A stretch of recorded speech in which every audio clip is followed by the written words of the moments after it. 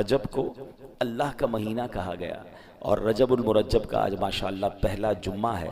نبی پاک فرماتے اِنَّا رجب شہر اللہ، یعنی بے شک رجب اللہ کا مہینہ ہے۔ سرکار دو عالم علیہ السلام رجب میں ایک بڑی پیاری دعا کیا کرتے تھے، آئیے ہم بھی مل کے پڑھ کر لیتے ہیں۔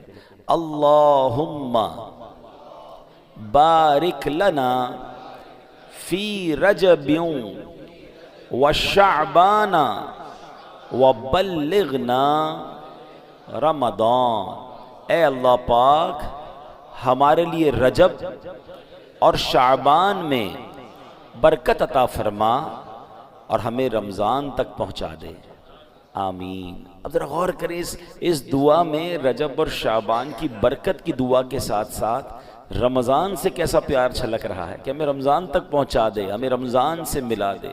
تو یہ اللہ والوں کو رمضان سے بڑا پیار ہوتا ہے۔ یہ تینوں مہینے بڑے کمال کے، رجب اللہ کا مہینہ، شعبان کے بارے میں آقا فرماتے الشعبان الشہری، شعبان میرا مہینہ ہے، اور رمضان کے بارے میں فرمایا کہ رمضان میری امت کا مہینہ ہے۔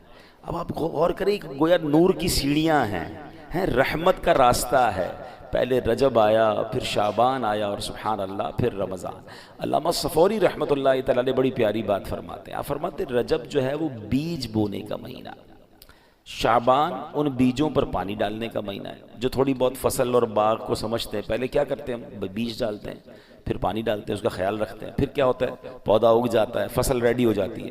تو فرمایا رجب بیج بونے کا مہینہ ہے، شعبان ان بیجوں پر پانی ڈالنے کا مہینہ ہے، اور رمضان فصل کاٹنے کا مہینہ ہے۔ اور پھر اس کو ڈیفائن کیا انہوں نے، وہ کیا ہے؟ فرماتے ہیں جو رجب میں عبادت کا بیج نہیں بوتا، شعبان میں ان بیجوں پر اپنے آنسوؤں سے آبیاری نہیں کرتا، یعنی پانی نہیں ڈالتا، تو وہ رمضان میں رحمت کی فصل کیسے کاٹے گا؟ تو بی پریپیئر، تیار ہو جائیے، اب عبادت کا سلسلہ شروع کرنا ہے۔ اگر تھوڑی بہت گرد لگ گئی، مسجدوں سے دور ہو گئے تھے، عبادت میں سستی ہو گئی تھی، تو یہ رجب ایک پیغام دے رہا ہے کہ اب آ جاؤ، پھر سبحان اللہ مسجدوں کی طرف آ جاؤ، عبادتوں کی طرف آ جاؤ، تلاوت کی طرف۔ علماء بڑی پیاری بات فرماتے رجب میں 3 حرف ہیں، را، جیم اور با۔ انٹرپریٹیشن کیا ہے اس کی تفصیل کیا بیان کرتے ہیں؟ کہتے ہیں را سے مراد ہے رحمت الہی، آخر میں جو با ہے نا اس سے مراد ہے بر یعنی بھلائی، اور جو بیچ میں جیم ہے نا اس سے مراد ہے بندے کے جرم۔ اللہ کی رحمت یہ اعلان کرتی ہے کہ میری رحمت اور میری بھلائی کے درمیان میرے بندے کے جرموں کو کر دو، اور اللہ کی رحمت گناہ معاف فرما دیتی ہے۔ دس از بیوٹیفل منتھ، تیار ہو جائیے، اب نماز قضا نہیں کرنی، اب عبادتوں سے جی نہیں چھڑانا، بلکہ اس میں جتنے ہو سکے اس میں روزے رکھنے۔ ایک بڑی خوبصورت نہر کا ذکر ہے روایتوں میں کہ جنت میں ایسی نہر ہے جس کا پانی دودھ سے زیادہ سفید ہے، شہد سے زیادہ میٹھا ہے، کمال کی نہر ہے، اور فرمایا اس نہر سے وہی پیے گا جو رجب میں روزے رکھنے والا ہوگا۔ تو اللہ مجھے اور آپ کو خوب نفلی روزے رکھنے کی توفیق عطا فرمائے۔ پڑھیے الصلاۃ والسلام علیک یا رسول اللہ وعلی آلک واصحابک یا حبیب اللہ، الصلاۃ والسلام علیک یا نبی اللہ وعلی آلک واصحابک یا نور اللہ۔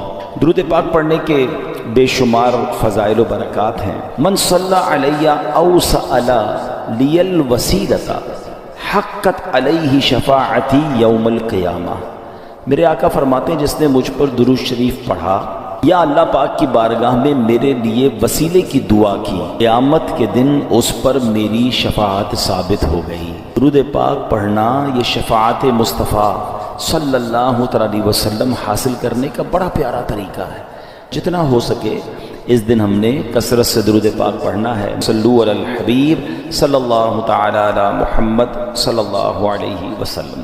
اس مہینے کی شان کیسی ہے اس کے بارے میں نبی پاک علیہ السلام جب رجب آتا تھا نا تو میرے آقا یہ دعا فرمایا کرتے، اللہم بارک لنا فی رجب و شعبان و بلغنا رمضان، اے رب کریم میں رجب اور شعبان میں برکت عطا فرما۔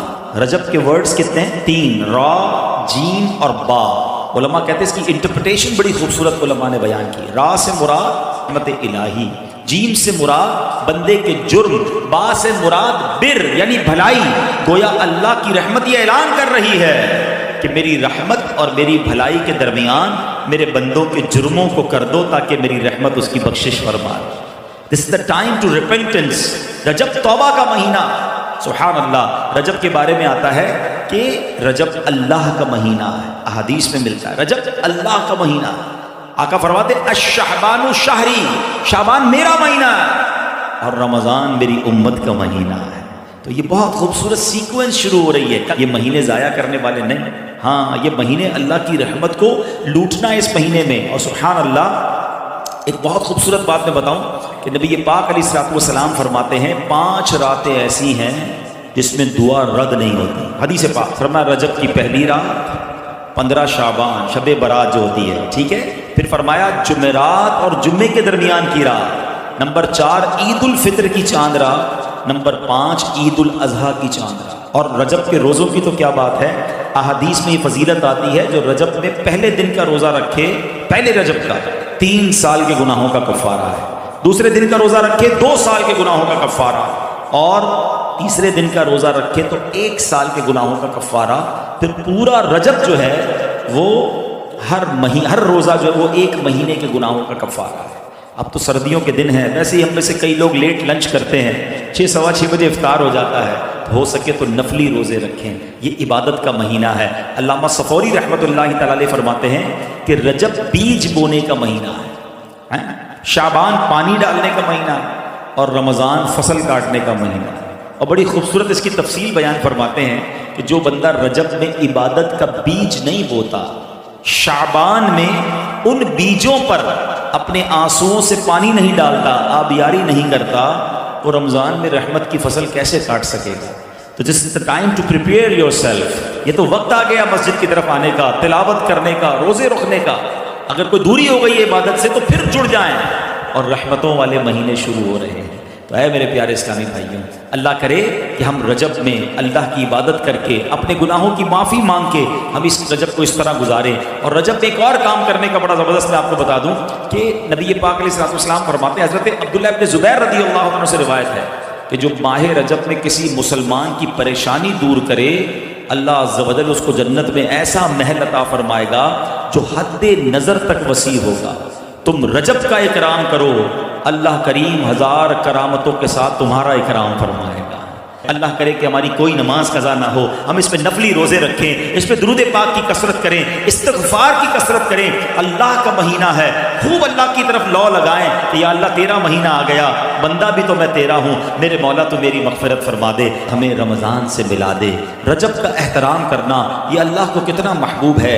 حضرت عیسیٰ روح اللہ علی نبینا علیہ الصلوۃ والسلام کے دور کا میں آپ کو ایک واقعہ سناتا ہوں کہ ایک شخص تھا، ایک مدت سے ایک عورت کے بارے میں اس کے دل میں برے خیالات تھے، اور ایک بار اس کو موقع ملا، اس عورت پر اس نے کنٹرول حاصل کر لیا.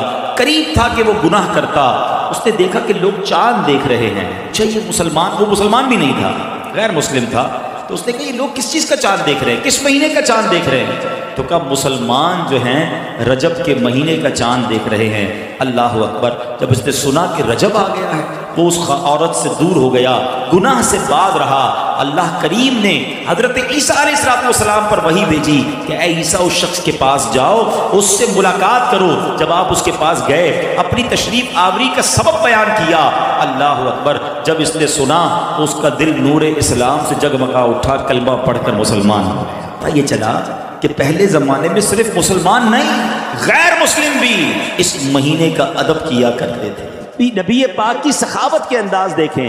اللہ اکبر. ایک تو یہ نہ کوئی غریب آیا اس کو دے دیا، مگر کہتے عطاؤں کے بہانے ڈھونڈنا، کسی اور انداز سے بھی اپنے صحابی کو، اپنے غلام کو عطا فرمانا.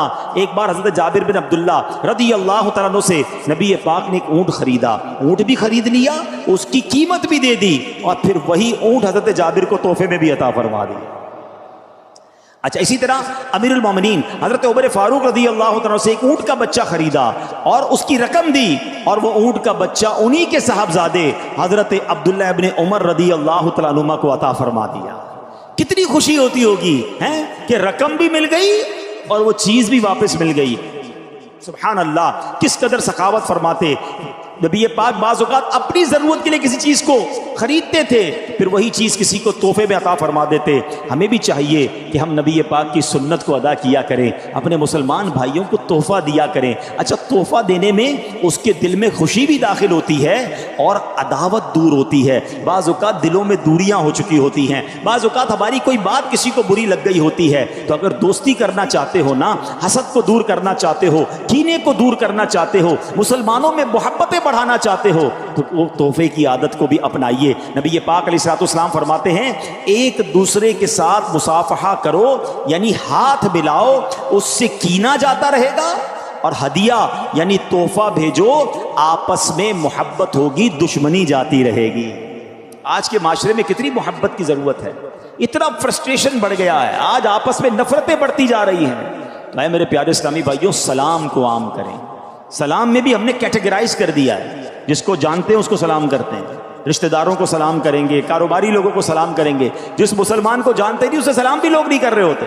سلام بھی کریں، ہاتھ بھی ملائیں، اس سے انشاءاللہ محبت بڑھے گی۔ سلام کو عام کریں، آپ کے دل سے تکبر دور ہوگا، عاجزی اختیار ہوگی، اور تحفہ دیں تو انشاءاللہ محبت میں اضافہ ہوگا۔ نبی پاک کی سخاوت کا ذکر ہو رہا ہے، سنیے ایک بار کیا ہوا، پیارے آقا علیہ الصلوۃ والسلام نے عرب کے یعنی دیہات کے رہنے والے کچھ افراد نبی پاک کے پاس آئے۔